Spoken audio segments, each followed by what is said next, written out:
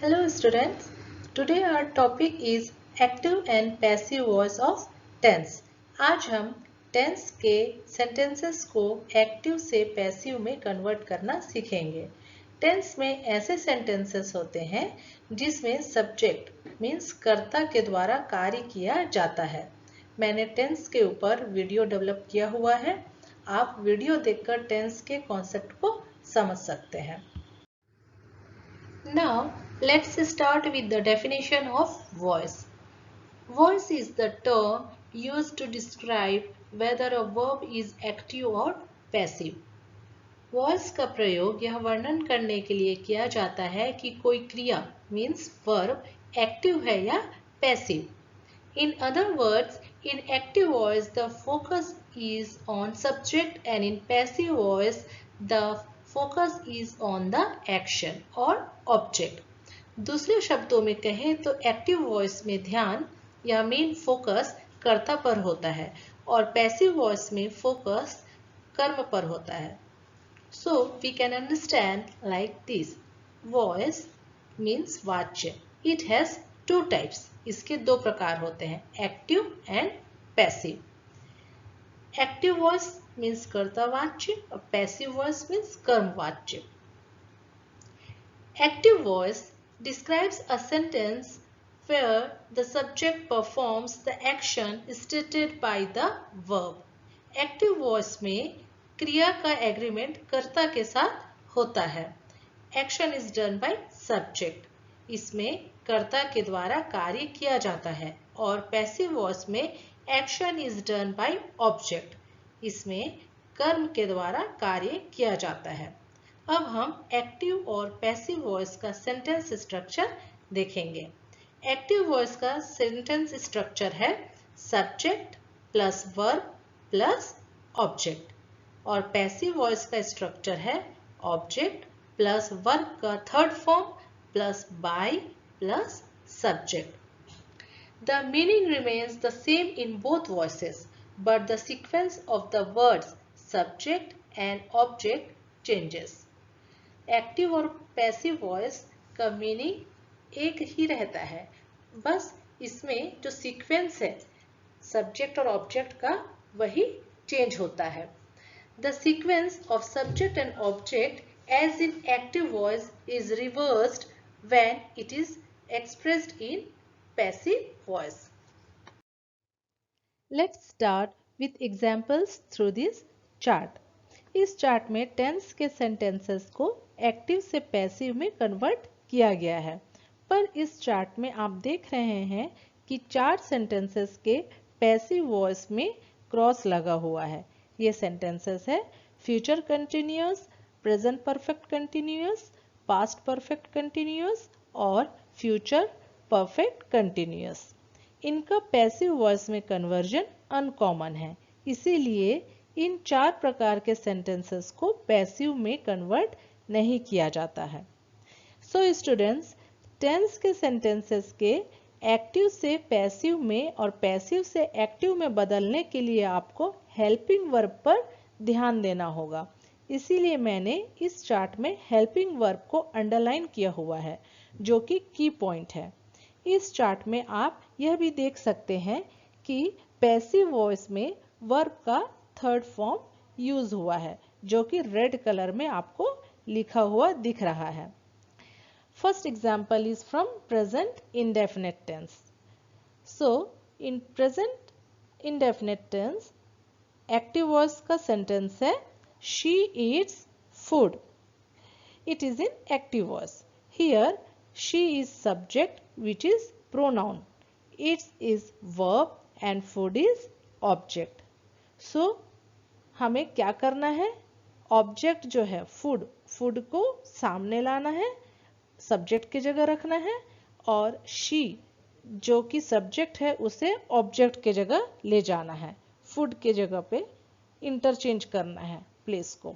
Okay, so according to the rule to convert active into passive you have to interchange the subject into object and object into subject. और यदि subject pronoun है तो उसका रूप बदल जाता है, जैसे शी का हर हो जाएगा। एक्टिव वॉइस के वर्ब को पैसिव में प्रयुक्त करने के पहले सहायक क्रिया या हेल्पिंग वर्ब का प्रयोग सब्जेक्ट के नंबर और वर्ब के टेंस के अनुसार किया जाता है। ये बहुत इंपॉर्टेंट है, आपको बिल्कुल इस चीज को ध्यान में रखना है। पैसिव वॉइस में मेन वर्ब हमेशा थर्ड फॉर्म में प्रयुक्त होता है।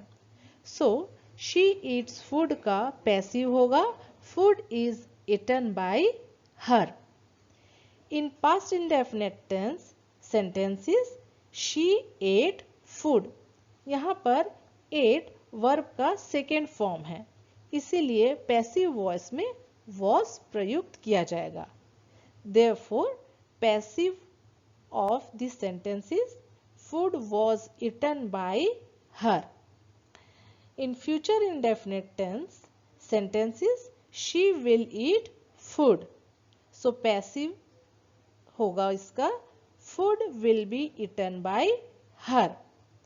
Future indefinite में helping verb will है, इसीलिए passive में हेल्पिंग वर्ब क्या हो जाएगा, विल भी लगेगा। Now come to present continuous tense. Active का सेंटेंस है, एक्टिव वॉइस का सेंटेंस है शी इज ईटिंग फूड।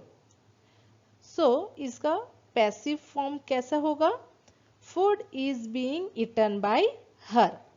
यहाँ पर बीइंग इसलिए लगा है क्योंकि प्रेजेंट कंटिन्यूअस का जो वर्ब है, मेन वर्ब है, उसमें आईएनजी लगा हुआ है, ईटिंग, इसीलिए पैसिव फॉर्म में बीइंग वर्ड यूज होता है और ईटिंग जो है वो तो कन्वर्ट होके ईटन बन जाता है। Clear?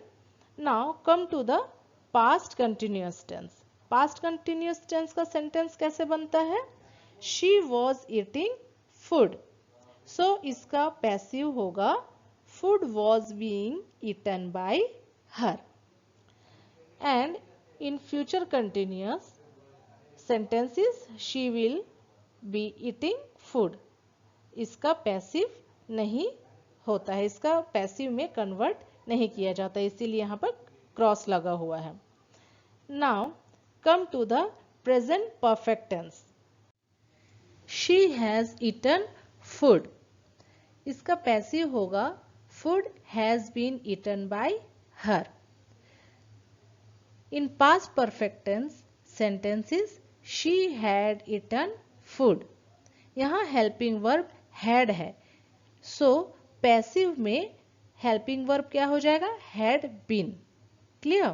So the sentence will be food had been eaten by her. In future perfect continuous sentences she will have eaten food. यहाँ हेल्पिंग वर्ब है will have. ओके, तो पैसिव फॉर्म में helping verb क्या हो जाएगा, will have been. Clear students? आपको बस ये डिफरेंसेस को थोड़ा सा ध्यान में रखना है, हेल्पिंग वर्ब में कहाँ पर कैसा लिखा जाता है। सो आपको ये जो एक्टिव से पैसिव में कन्वर्ट करना बिल्कुल इजी लगेगा।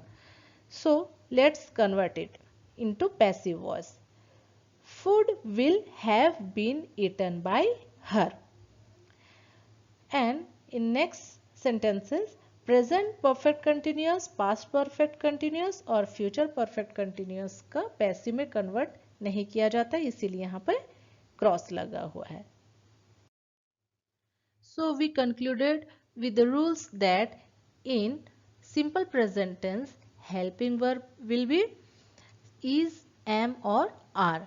इज और एम कब लगेगा, जब सब्जेक्ट जो है वो सिंगुलर रहेगा और जब सब्जेक्ट प्लूरल रहेगा तब आर लगेगा। और मेन वर्ब तो पास्ट पार्टिसिपल ही रहेगा, मीन्स वर्ब का third form. Okay, in present continuous is, am, are के साथ क्या लगेगा, बीइंग लगेगा। ओके, और मेन वर्ब का थर्ड फॉर्म पास्ट पार्टिसिपल में ही रहेगा। तो आप इस चार्ट के थ्रू देख सक रहे हैं कि जो मेन वर्ब है, पैसिव वॉइस का मेन वर्ब हमेशा थर्ड फॉर्म में ही रहेगा, मींस पास्ट पार्टिसिपल ही रहेगा।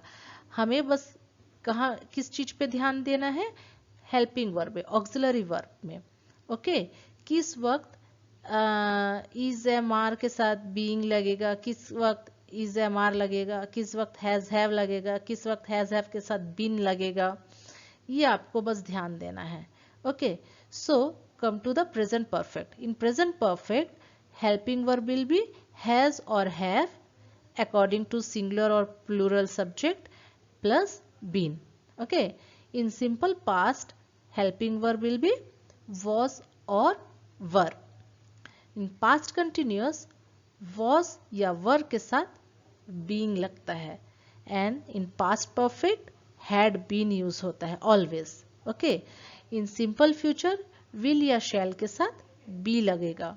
Okay, and in future perfect will या shall के साथ have been लगेगा. Okay students, so here we can get the rules point wise to convert from active to passive voice. First point is identify the subject, the verb and the object. Second, change the object into subject. Then you have to put the suitable helping verb or auxiliary verb. In fourth point, change the verb into past participle of the verb. It means verb का third form. And then you have to add the preposition by or to as per need. And at last you have to change the subject into object. Now come to this chart. As we know that if subject is pronoun, then you have to change its form. यदि subject कर्ता pronoun है या सर्वनाम है तो उसका रूप बदल जाता है. ओके, तो यहाँ पर कुछ subject forms में अगर I, we, you, he, she, they, it या who है तो उसका object form में कैसा होगा ये मैं आपको इस चार्ट के थ्रू बता रही हूँ. You have to remember it. आई का हो जाएगा मी, वी का हो जाएगा अस, यू का योर, ही का हिम, शी का हर, दे का देम, इट का इट ही रहता है, there is no change, and who का हो जाता है whom. Okay, this is chart of changes of pronounce.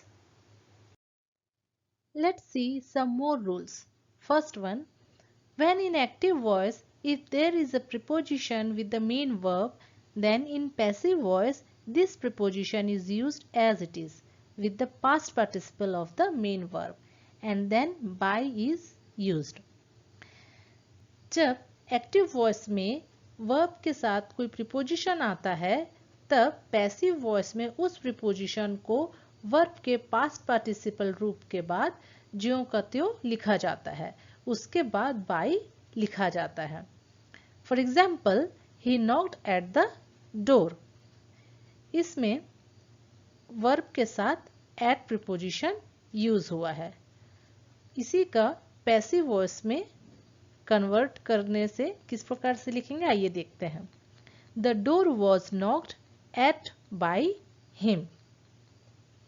इसमें आप देख सकते हैं कि पैसिव वॉइस में ये जो एट प्रीपोजिशन यूज हुआ है वो वर्ब के पास्ट पार्टिसिपल के बाद एज इट इज लिखा गया है, उसके बाद ही बाय का यूज किया गया है. Okay, now come to the next example. My mother looks after me. Passive होगा इसका. I am looked after by my mother. Okay students, now come to the next rule. If active voice has two objects, then in passive voice only one object is converted into subject and another object is used as it is. But before indirect object to or for is used, and this another object is also called retained object. जब वाक्य में sentence में दो दो objects वाले जो वाक्य हैं उनका पैसिव वॉइस में परिवर्तन करते समय एक ऑब्जेक्ट को सब्जेक्ट में बदल दिया जाता है और दूसरा ऑब्जेक्ट ज्यों का त्यों ही रहता है. किंतु इनडायरेक्ट ऑब्जेक्ट के पहले टू या फॉर का यूज किया जाता है, टू या फॉर का प्रयोग करते हैं। यह जो दूसरा ऑब्जेक्ट है उसे रिटेन्ड ऑब्जेक्ट कहते हैं। Now come to the example. First one, the teacher taught him a lesson. इसका पैसिव होगा a lesson was taught to him by the teacher. Okay, now next example, she gave me a book. Passive होगा इसका a book was given to me by her. In दोनों examples में जो underline किया हुआ है, first example में him में अंडरलाइन किया हुआ है, उसका पैसिव में जब हम कन्वर्ट किए हैं तो उसमें टू हिम यूज हुआ है।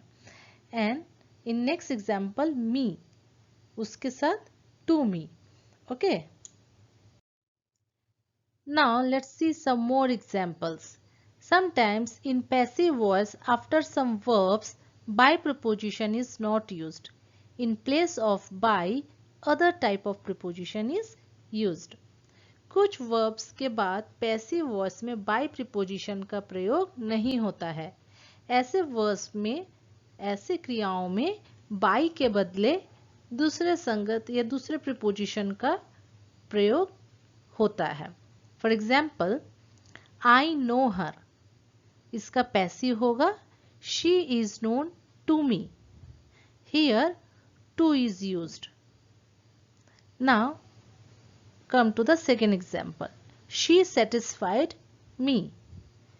Passive was I was satisfied with her. Here with preposition is used.